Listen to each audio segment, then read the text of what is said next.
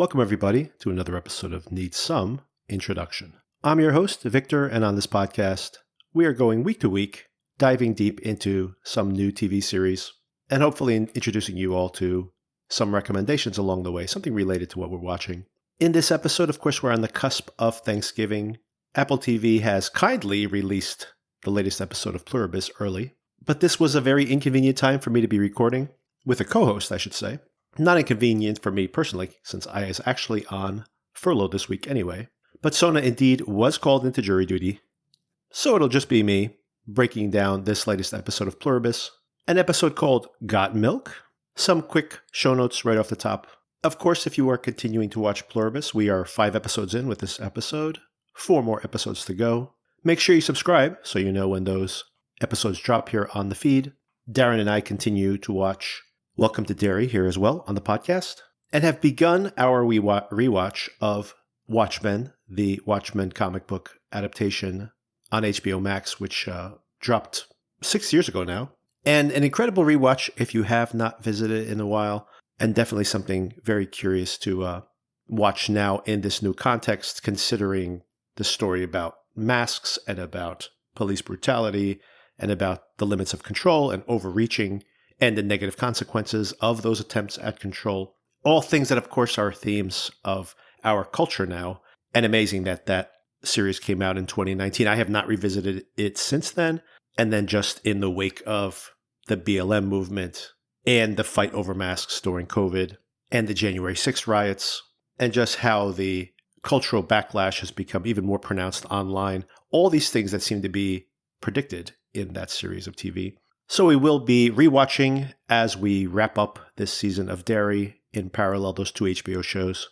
Subscribe so you know when those episodes become available, as I mentioned. I've been having a lot of interesting conversations with all of you via email, mostly about Pluribus and some of my theories on the direction the show might be headed. If you'd like to reach out to us, needssomeintroduction@gmail.com, or post a comment on our YouTube videos or on Spotify. I always get around to responding to all of them. Forthcoming on the show in December, of course, we have Season 2 of Fallout, the massively successful video game adaptation on Amazon Prime. We're approaching the end of the year. It's award season coming, and I'll help you catch up on a lot of the gaps you may have on those forthcoming award season contenders. I'll actually have at least one here later in this episode. And in January, a slew of returning shows just on HBO. The Pit is coming back for Season 2, a show we'll definitely be covering here on the podcast. Night of Seven Kingdoms, the new Game of Thrones adaptation, also something that we'd probably be dipping into here on the podcast. And in mid-January, the 4th season and possibly final season of Industry, a show that Darren and I have already earmarked to be our next coverage after the Fallout episode, or I should say season, wraps up. This was all in the HBO announcements this year, and later in the year, they also have House of the Dragon Season 3 coming out. They have the Lanterns series, which is intriguing. I'm not 100% sure it's going to be a success, but intrigued by this Green Lantern series. And of course, Euphoria just wrapped up recently and will also be premiering in the upcoming year. That's just on HBO. There's many other platforms to discuss as well. And of course, this being Thanksgiving weekend, there are many streaming deals, so if there's anything out there that you've been wanting to catch up on from our feed or just to fill in some blind spots for the year, here's some of the streaming deals that are out there right now. You can get Disney and Hulu for $4.99 for a 1-year subscription. This is in the United States, by the way. I'm not certain if all of these deals are international for our international listeners, but do check them out. Speaking of all that content coming to HBO Max in the next few months, if you act now before December 1st, there is a $2.99 a month subscription for HBO Max. This is, of course, if you have not been a previous HBO subscriber. All of these are, so make sure you use. I do this all the time, by the way. I always take advantage of at least one of these streaming deals on Thanksgiving. And if I have used a previous login with a previous email address, I use yet another email address or one of my wife's email addresses, or Sona's email address, and we share a subscription, something like that. But definitely take advantage of these. So yeah, that HBO Max deal is $2.99 a month for a year. That is with ads. If you want the non-ad version, it's more, of course, but still a huge discount. Peacock has a $19.99. I just sent this one to Sona because I know she was wanting to watch something on Peacock. Peacock has a $19.99 deal for the entire year, which is quite a bargain. If you like some of those reruns, not 100% sold on. There was a couple of shows this year, by the way, on Peacock that I watched, including Poker Face. Also, the John Wayne Gacy miniseries was very good, kind of the antithesis to a lot of these more over-the-top serial killer series that we've seen. So there's some good stuff there, but mostly their content. If you love watching The Office reruns, for example, there's your one-stop shop for that.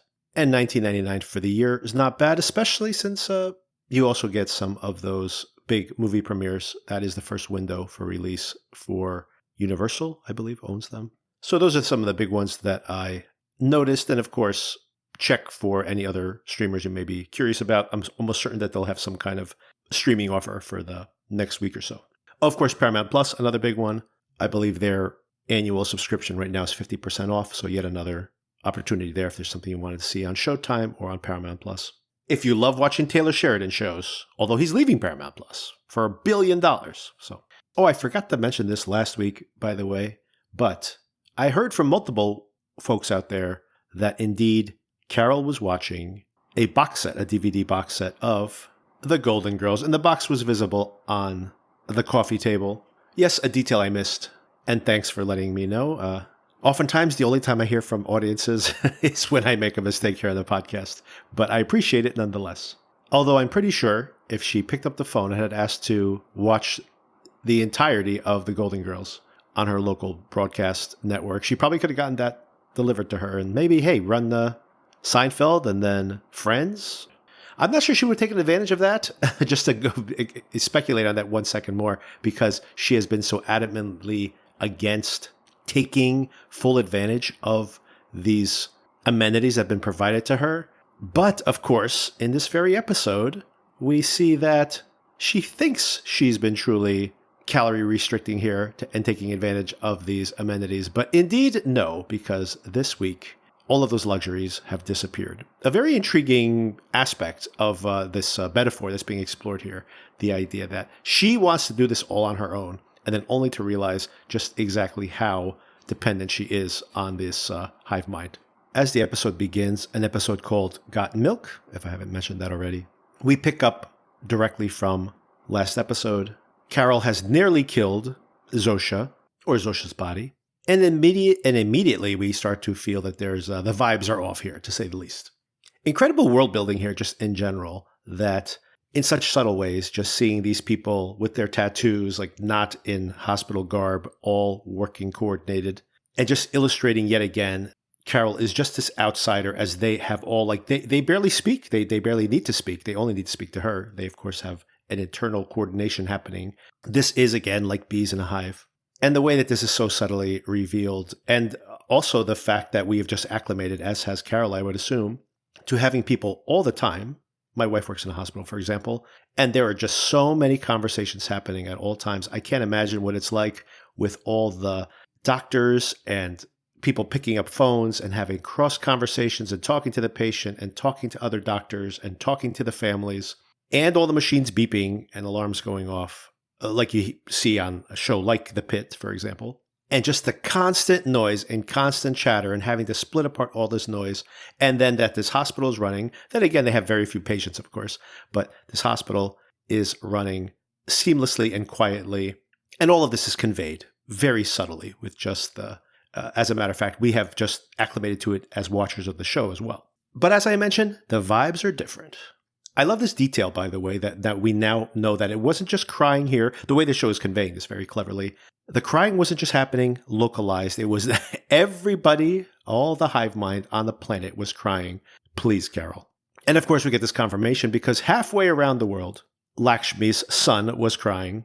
And in such a tiny scene, just a fascinating revelation, we get this information that, of course, this was happening as a global phenomena. But more importantly, what is going on in Lakshmi's mind here that she still is personifying that you made my son cry. Don't you dare make my son cry again. She must have noticed that like everybody in the street was crying at the same time.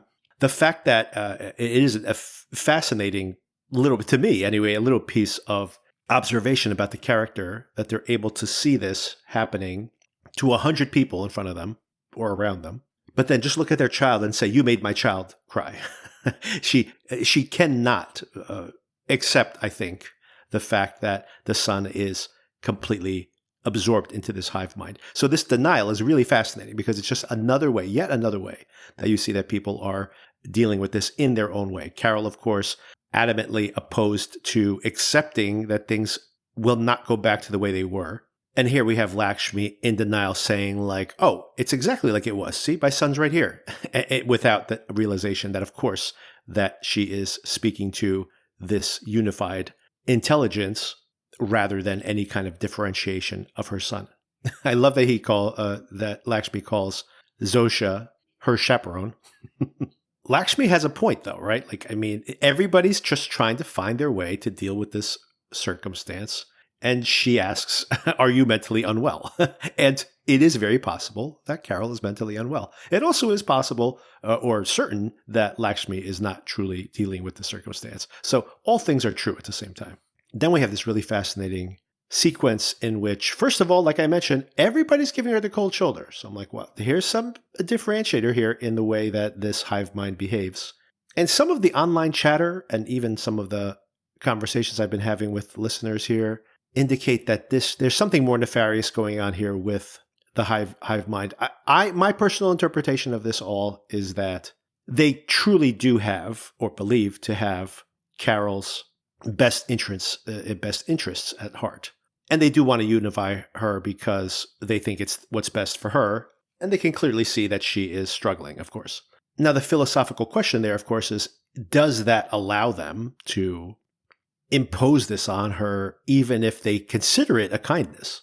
And my opinion of it myself is no, that it's not okay. But I do think it is interesting to understand that they really do perceive that they are doing what's best for her. In many ways, it is like the arguments I have sometimes with parents that are incredibly overprotective and constantly managing their child and managing their child's experiences and constantly checking in with them emotionally and being this overly parental figure, overly controlling figure, but wanting what's best for the child. Like, of course, long term, they're like, no, I want to make a resilient child.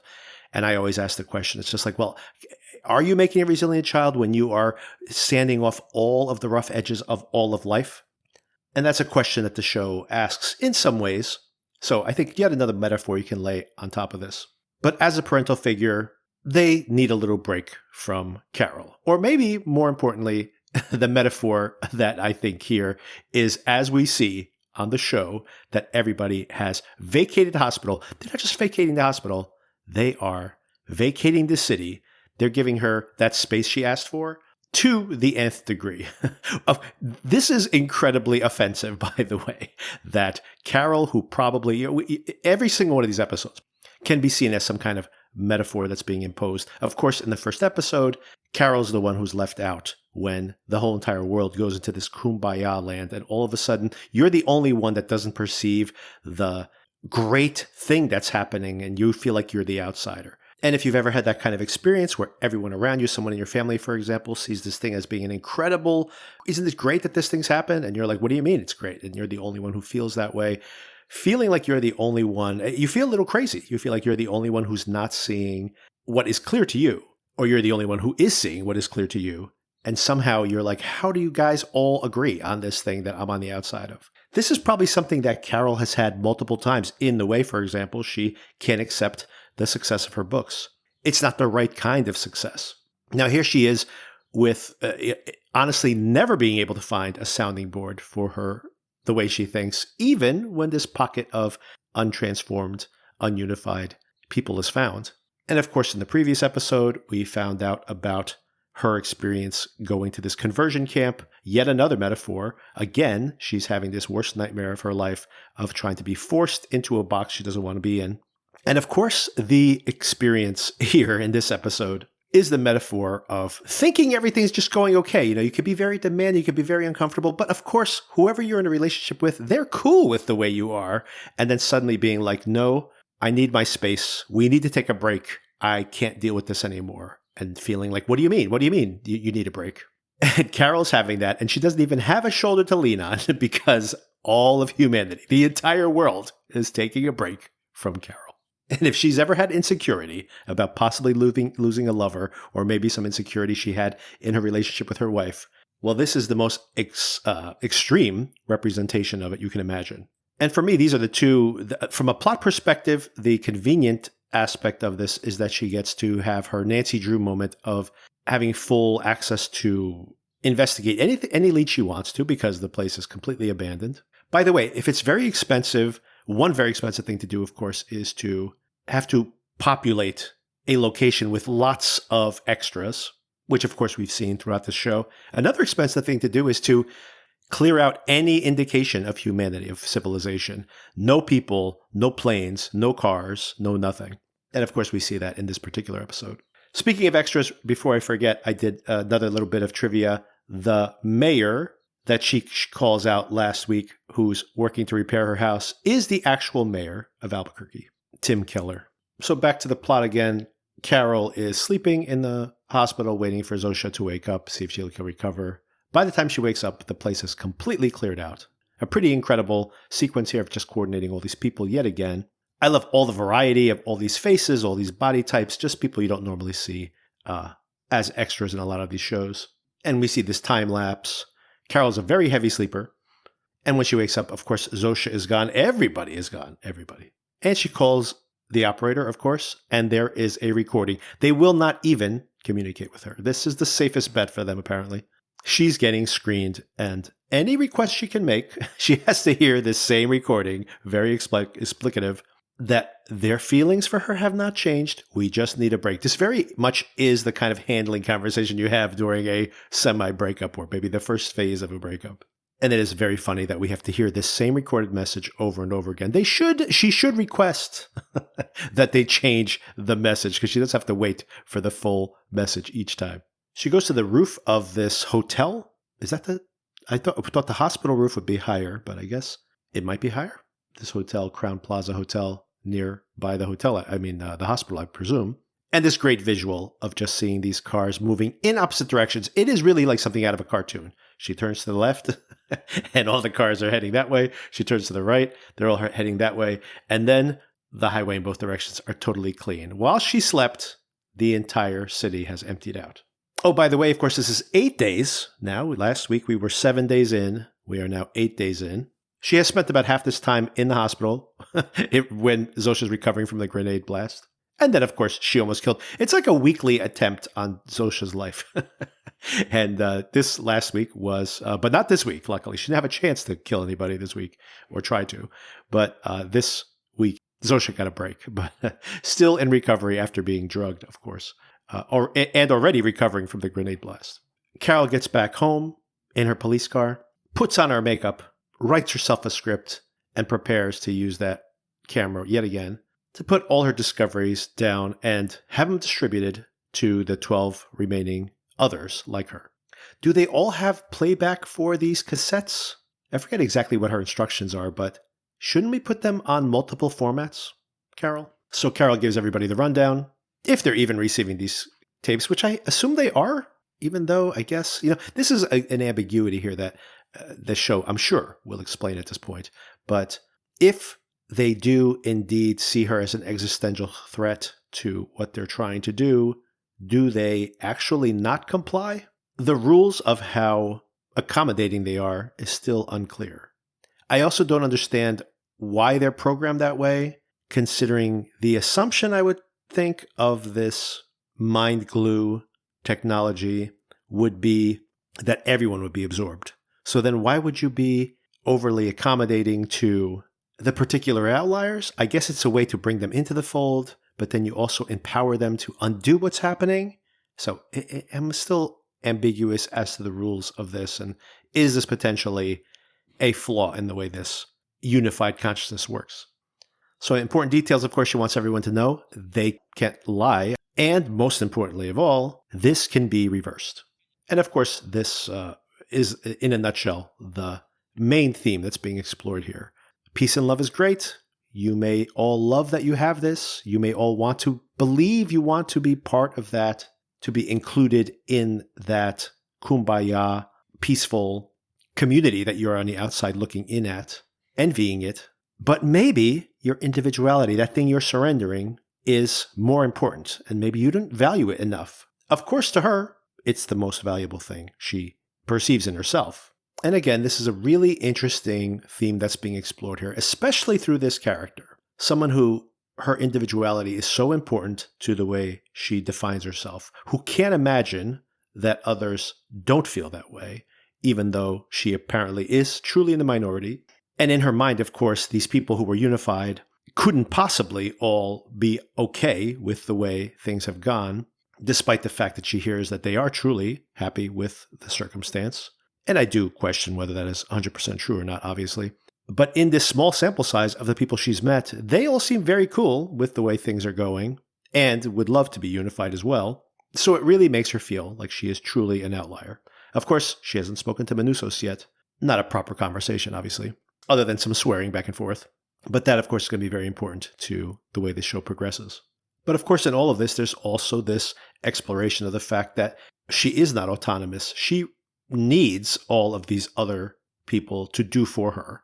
There's a certain level of privilege and luxury that she's used to, and she still wants that and all those positive aspects of this without, of course, that loss of self.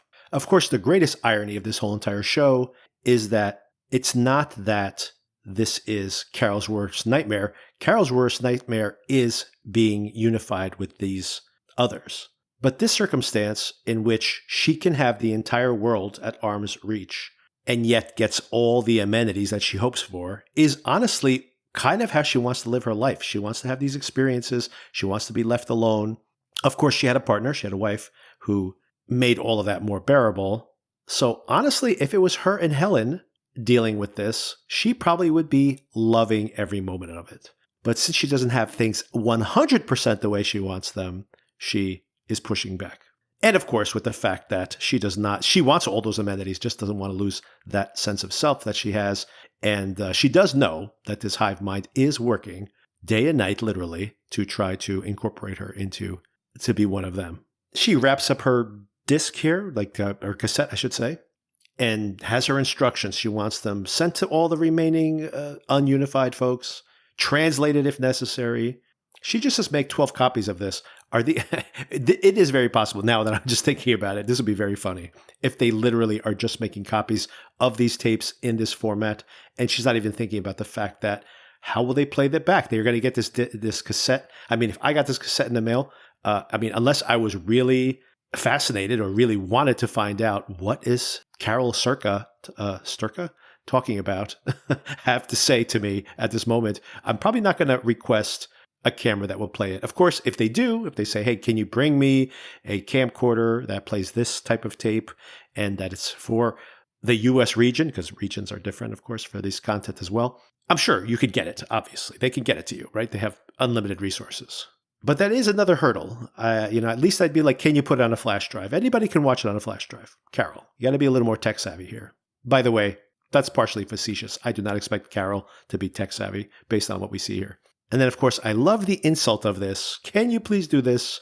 And they're like, of course we can, but via drone. They do not want to have any interactions with her. And Ray Seahorn has this great expression on her face, just as kind of, when the drone flies it away, just kind of this accepting, all right, I understand. They don't want to have any communication with me. Okay. But of course, she obviously is craving this is another really interesting thing about this character, by the way. She obviously craves that human connection, whether she'll admit it to herself or not. So this is very upsetting to her that probably in her past, she's been very abrasive and relationships have not gone well.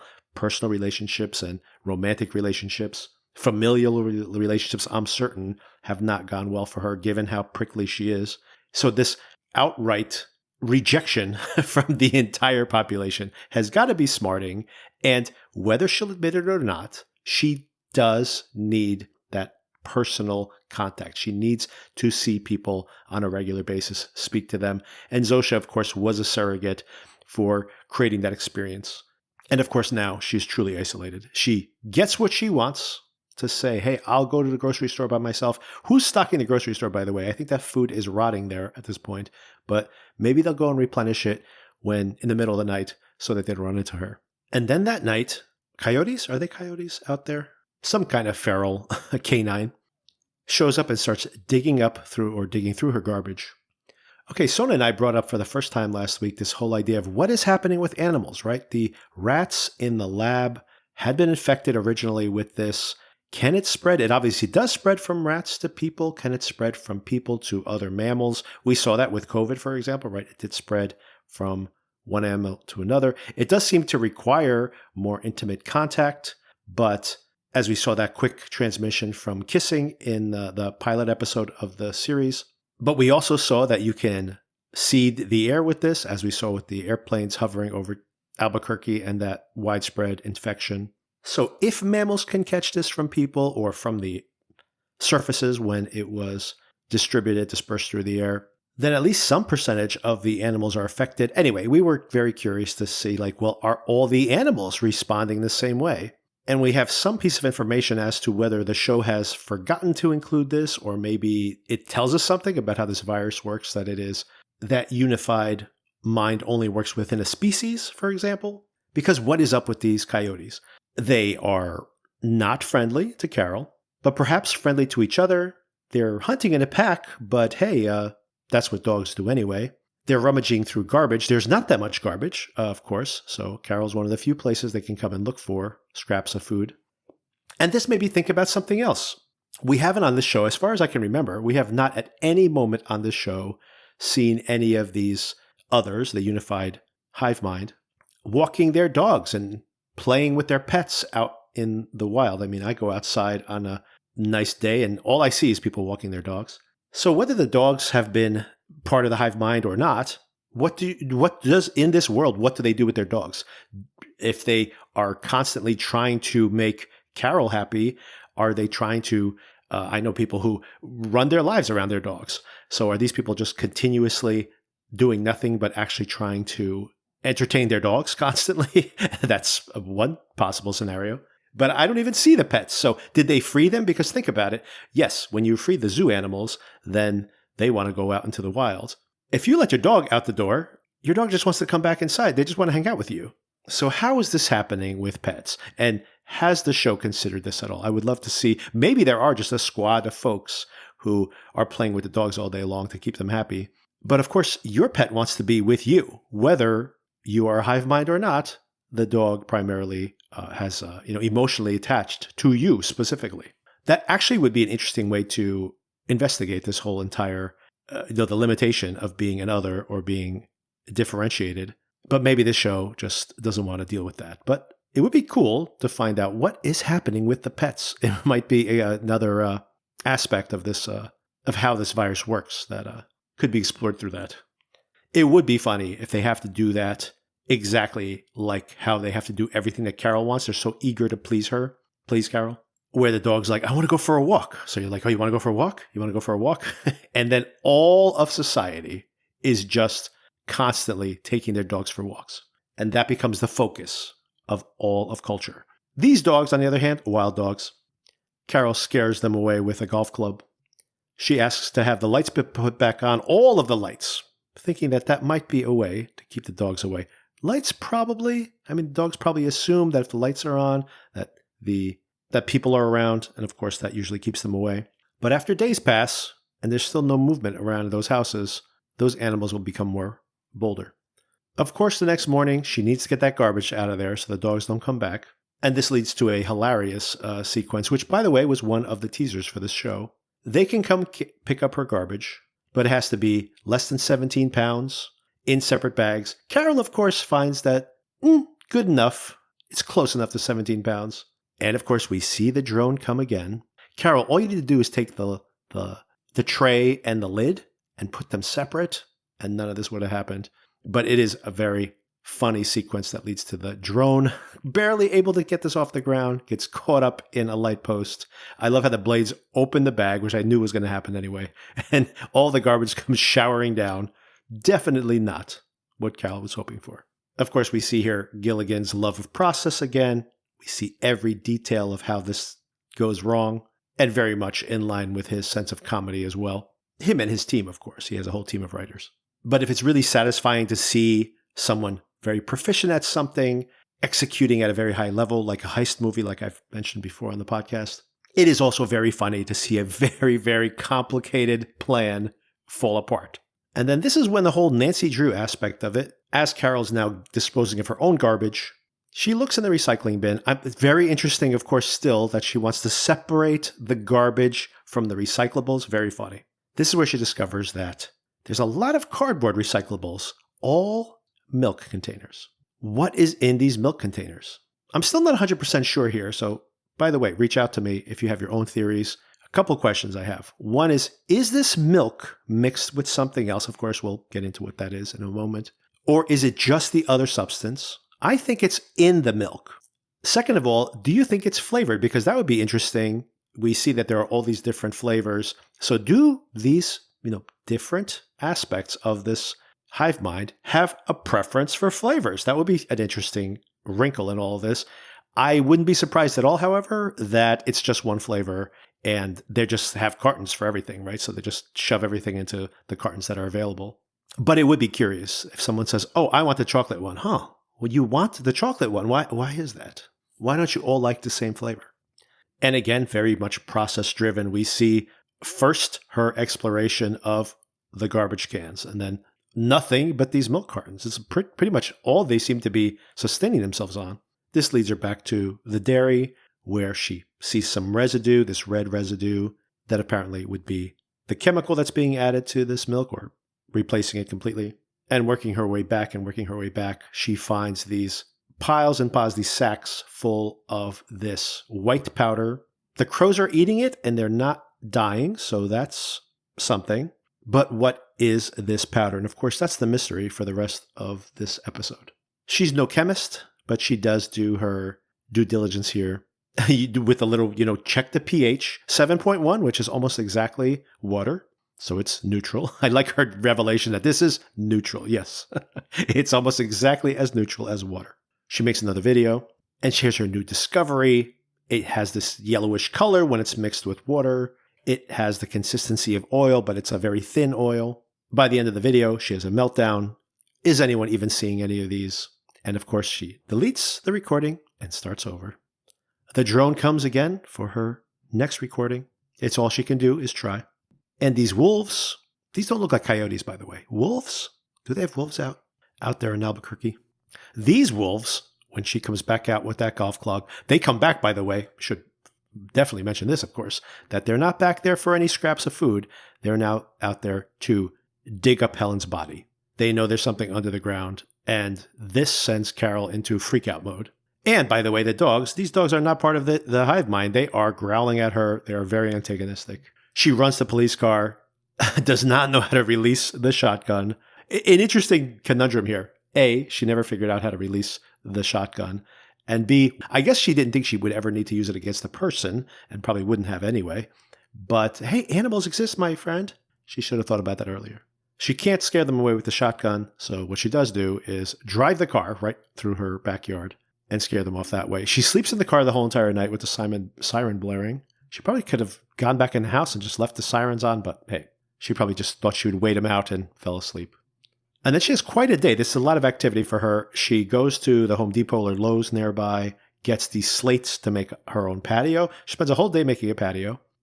I like that. She would have had to have gone back and forth quite some time. If you've ever tried to do this, put a couple of slates in the cart. I don't recommend it, by the way. And definitely don't put as many as you can, because you get exactly what you see here, where the car's bottoming out the entire time.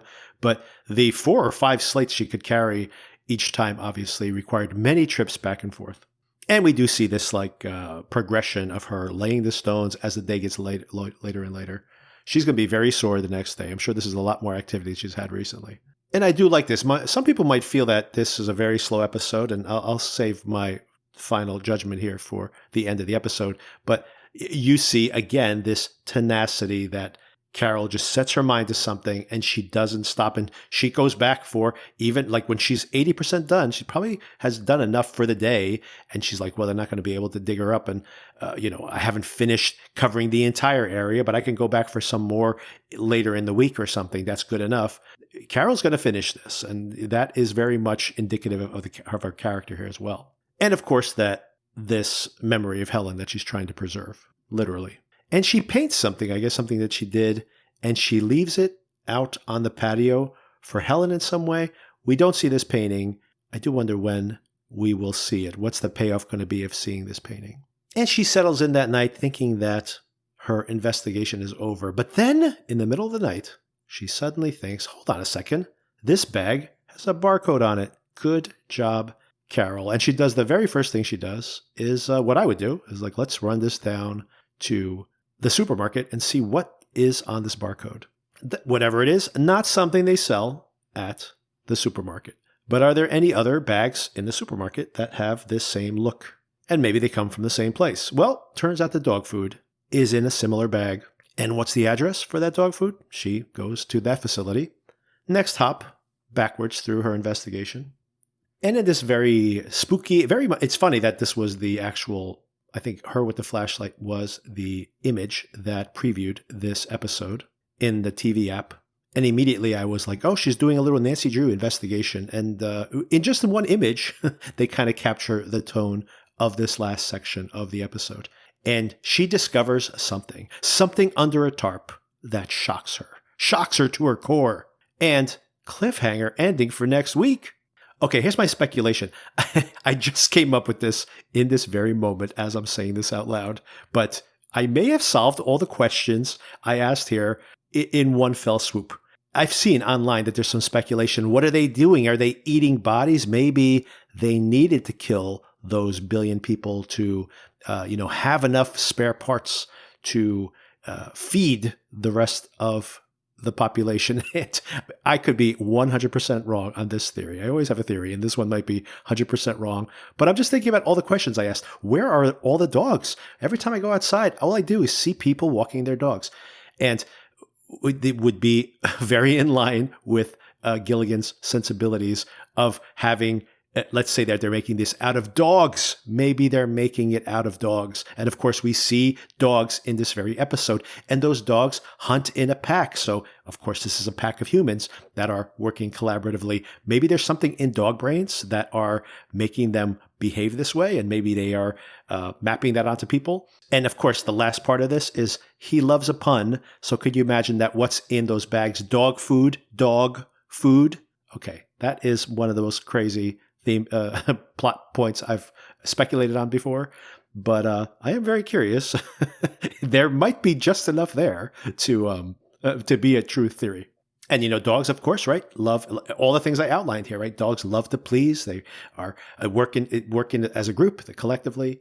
So who knows? Maybe feeding dog brains to these people are making them act more like dogs. All right, as for this episode, this is, again, another one of these. I've mentioned this in previous episodes, that so many of these episodes are almost schematic in how they map onto a particular interpretation, like a thought experiment that's being played out to a ridiculous degree. And the whole show behaves this way, but each one of these episodes almost becomes a different metaphor that's being explored. And we see it again here with this, the whole world has broken up with you, which is very, very funny, by the way. Just the thought that the entire world has broken up with you is very funny. And maybe how people feel sometimes when you lose a relationship, and through that relationship, you lose the extended friend group, and you lose, your certain hobbies that you had, things that you did together, and how you lose everything all at once. And obviously that is part of what's being explored here. And it's a very funny way to conceptualize that. And the show has done that over and over again, each episode practically taking one idea of this as a metaphor and then exploring it in a very thorough way. And of course, we continue this investigation. And I don't really like the fact they ended on a cliffhanger. Not a huge fan of that in general. I would have preferred the reveal and then an explanation of it next week. But of course, hey, cliffhangers work, right, for drawing people in. And if the show, by the way, continues to do just this, I would complain. I think if all we get are more of these kind of here's another metaphor for what's going on here, and we just have a little more of the investigation, and that becomes the entire season, and we get no kind of big plot twist, and when I don't even mean a plot twist, like something unexpected, but some kind of the stakes need to change, I would say, at the end of the season. I think that's something that doesn't necessarily, that's kind of a differentiator for me as to, I'm okay with a season of show ending on a cliffhanger without explaining everything. But I do think that a season of show needs to successfully be about one aspect of the story. And then at the end, the stakes need to change. So to talk about something we were just talking on the podcast recently, of course, we covered Alien Earth. And that is a whole season of show that ends on a cliffhanger, but hasn't really changed the stakes. It's just a continuation of the same story. And if you're just continuing the same story, then I don't feel like there was a reason to segment that into a season. So I do think that as entertaining as it is to see Ray Seahorn explore different aspects of this very well realized and very deeply explored version of this Invasion of the Body Snatchers variation, that I do need there to be some logical endpoint to this discovery, to an explanation of it, to her partnering with other folks, and the stakes to truly change. Like, do they have a way to reverse this? And do they reverse it, or are they about to reverse it as the conclusion of the season?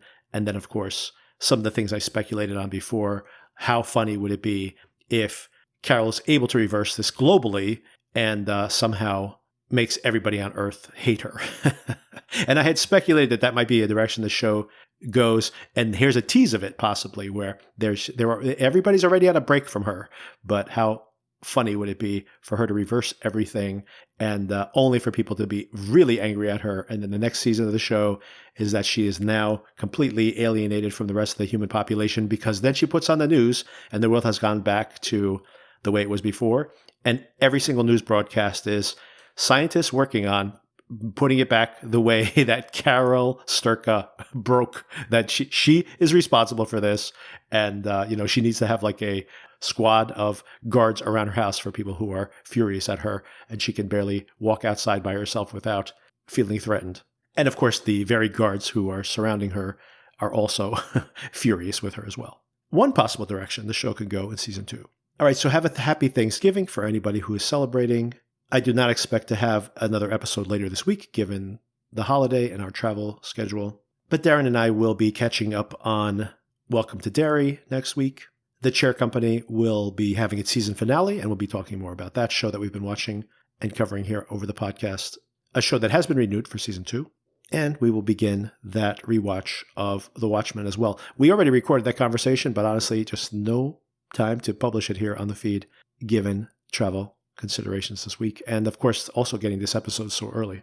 And of course, if you have alternate theories to anything I've said here before, or if they are, I'm not listening to other podcasts, I just don't have the time, but there are many of them, I know. So if you have a favorite theory that's floating around through some of these other channels or online or through one of these forums, it's a very popular conversation on Reddit for sure, let me know. And we'll discuss it here on a podcast. needssomeintroduction@gmail.com. Thanks for listening. I'll talk to you soon.